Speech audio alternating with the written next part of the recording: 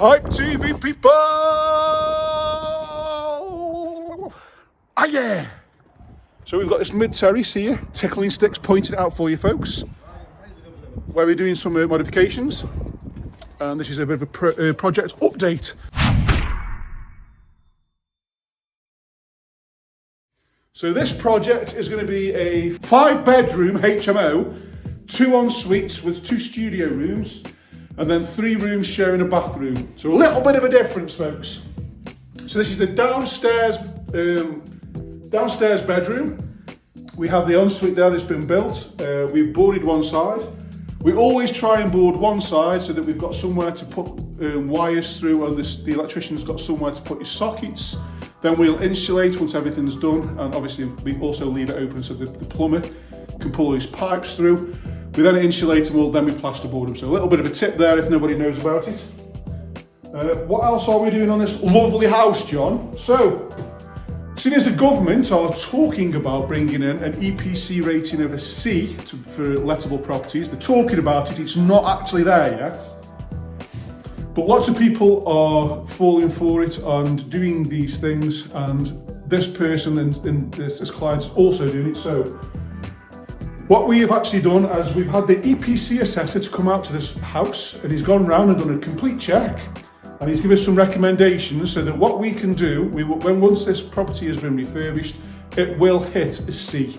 If you're wondering how to get your property to an EPC rating of a C or above, you can get an EPC assessor to come out and do a site visit.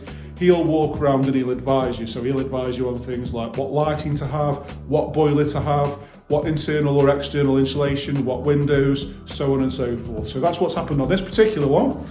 And on this one, all the external walls, which means all the walls on the outside of the property have been stripped down to brick, as you can see. And it's all going to be internally wall insulated, so which means we're going to have insulated plasterboard on all the internal walls, along with all the other modifications that he said, and that will guarantee that this house is a C rating at the end. So there's a little bit of a tip for you folks. So we've got some tanking membrane here in the corner. We'll be putting that on all the walls, which will literally be pinned around, as you can see, where my finger is, all around where the plaster's been taken off. We will be taking this lovely stained glass window out and putting some patio doors in, so that's going to become a fire exit as well as an exit for the communal space. So this is also the communal space. So you can see we've got some pipes there, so we're ready for the drainage. The drainage will be going in underneath here. So behind me is the ensuite, which is the other room I just showed you. Above it is going to be another ensuite. We always do that to get the drains above one another, so it's easy for the pipe work to come down. We'll be running the pipe work underneath the floor.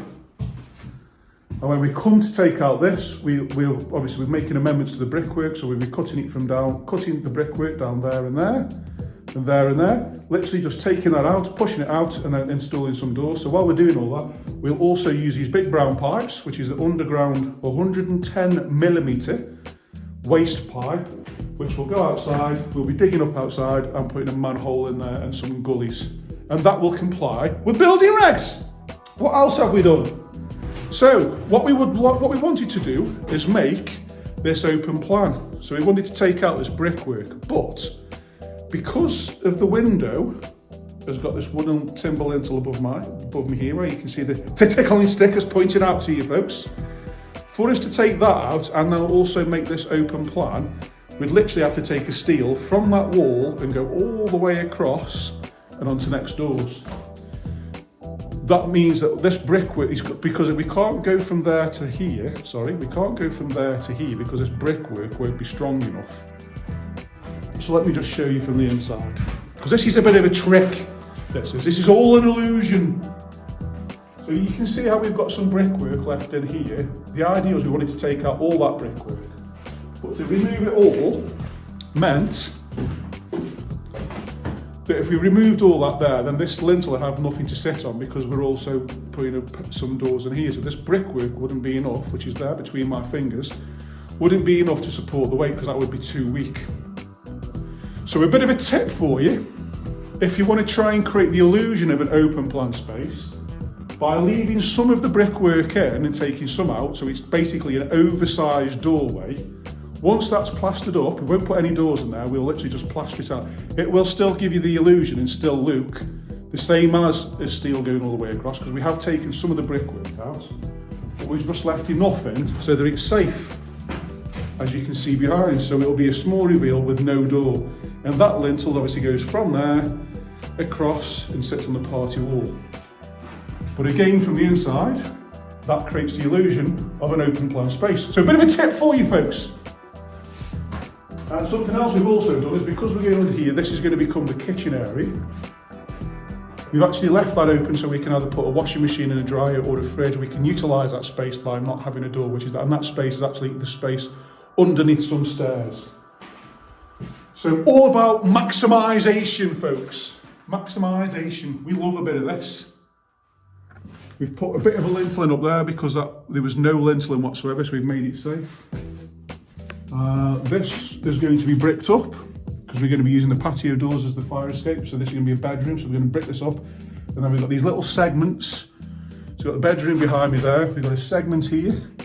Then we've got another little segment here, which means this brickwork is creating a little thingy. So we're going to have like a desk area, we're going to have a bit of a wardrobe area, and we've got a downstairs toilet, which will be removed, and that will become a bit more of a space. So we might have a bit of a desk, a bit of a wardrobe area. Let's make it nice, let's be creative. Let's see what we're going to get. Let's see what it's like when we're finished. Who knows? It's like a tombola. Hands up. Who thinks what should it be? What can we use those little spaces for? Put some comments, people. What can we use them spaces for? So, up the stairs. So we've got an ensuite there that's been boarded one side to match downstairs. Obviously you walk in there, we've got a really big space.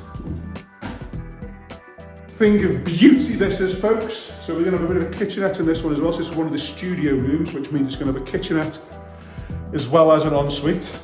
So the person that's in this one will be almost self-sufficient. And then we've got the other bedroom, which we've done bugger all in just yet. And then we've got the bathroom with the old bath still here. So this is still going to be a bathroom. We're going to leave it really, really big and put a huge shower tray in, because this is going to be a bathroom that's shared between 3 of the bedrooms. And last but not least, this is the last smallest bedroom at the back of the property. Again, we've not done much in here apart from remove all the roof. So a little bit of a project update for me, folks. There's a few little tips in there, and I'll see you later. Mwah!